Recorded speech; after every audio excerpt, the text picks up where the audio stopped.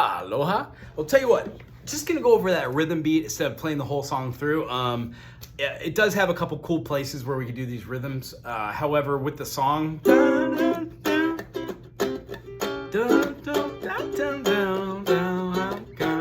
there's a couple different feelings and ways we could go through that. So one of the things I like to do is play the song. If it's in C, A7, and then D7, I just scooch it up to C sharp. What is that? B or A sharp. It would be A sharp 7. So C sharp, A sharp 7, and then D sharp 7. So when we do that, the namesakes still kind of stay the same. And what happens is you kind of feel the chords in a different way. What happens is you would start playing your D7 more like this, so it feels a little bit more natural. So when you revert back to your C to the A7, you might start playing your D7s like this, because that might feel a little bit more natural when you're starting to scoot this up. However, if you're gonna get that far third note over there, that C note, or the C sharp in this case, that's great because your first fingering and your second finger will both also work for all these different chord changes. One of the things we're doing is letting the instrument slide down just a little bit so you can pinch it. And when you have that pinch there, you've got the perfect tension of where your thumb should be pointing up, never kind of up that way. And what we'd like to do for this exercise is do eighth notes, 1 and 2 and 3 and 4 and 1 and 2 and 3 and 4, and you can do it anywhere on the fretboard, but I would suggest something on the flat stock instead of over the open sound hole. And what we're looking for is that completion of the rake on there, and then pressing down and pinching and hearing that on just different beats. Go slow enough where you could have 1 and 2 and 3 and 4, and then play maybe on the 1 and the 4. 1, 4, 1, 4, 1, 4, 1, and then maybe 1, 2, and 4. 1, 2, 4, 1, 2, 4. And just by doing this, I hear a bunch of different songs like Jethro Tull, Teacher.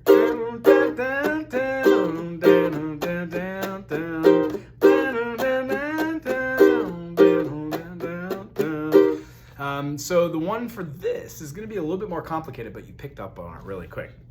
So I had like a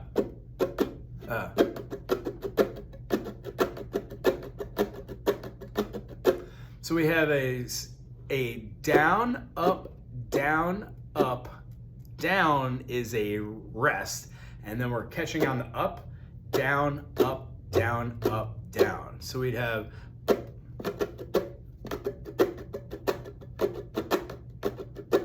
down, down, rest.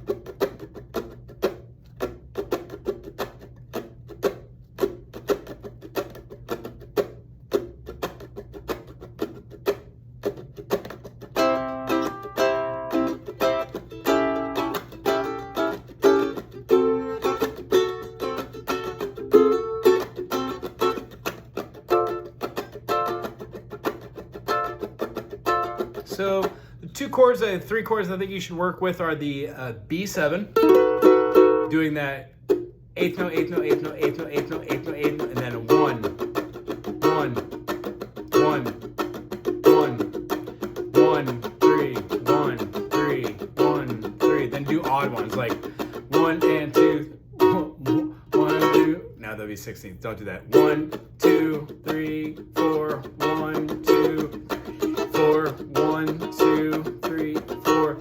Get different rhythms. Try playing a D minor 7, which is just a bar across the whole 5th fret. And you can use that same rhythm. So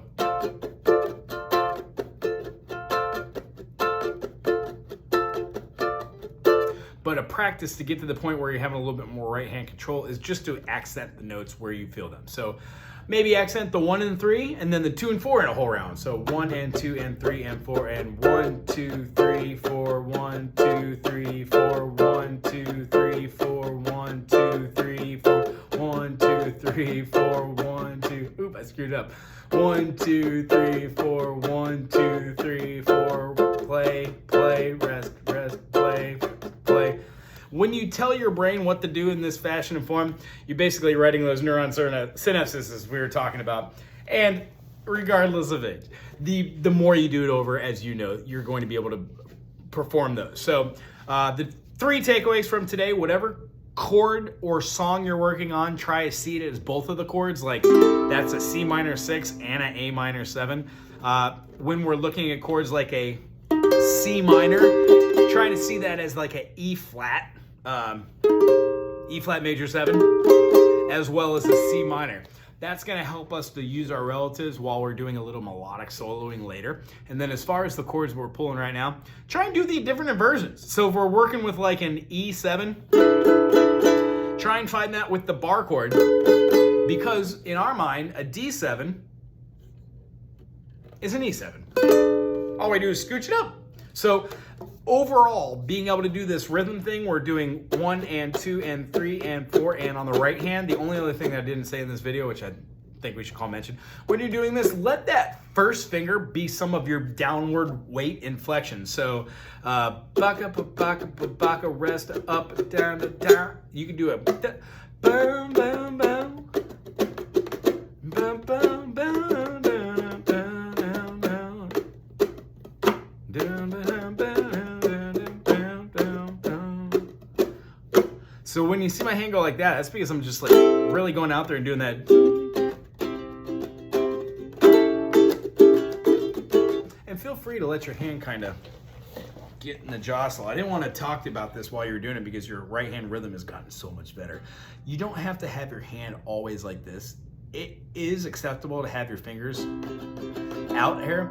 What happens is you develop your own technique of on how you want to hit the thing with your fingernails and how much, what would I call sway that you're going up and down here. The only thing I say is very crucial is keep the idea that from the back of the elbow to the point of the finger, it's one straight line. So that fulcrum, if you get up here, you might not have enough time to get back down here if your gait is huge. Okay, other than that, please keep working on that, that rhythm. Down, down, down, up, down, rest, down, up, can work. And if you reverse that, you could have it with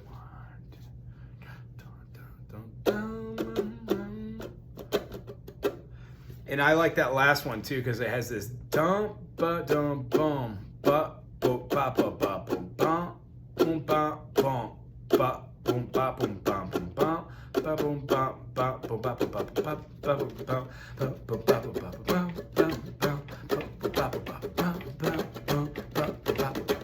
I like that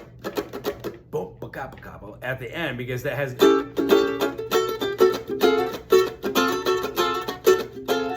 it's a lots of fun to be able to have that hand slide up and have the looseness there. And this type of rhythm pattern will go over to other tunes as well. Okay, practice this week and I'll see you next week. If you have a song idea for next week, throw it through. Other than that, I will be in touch. Well.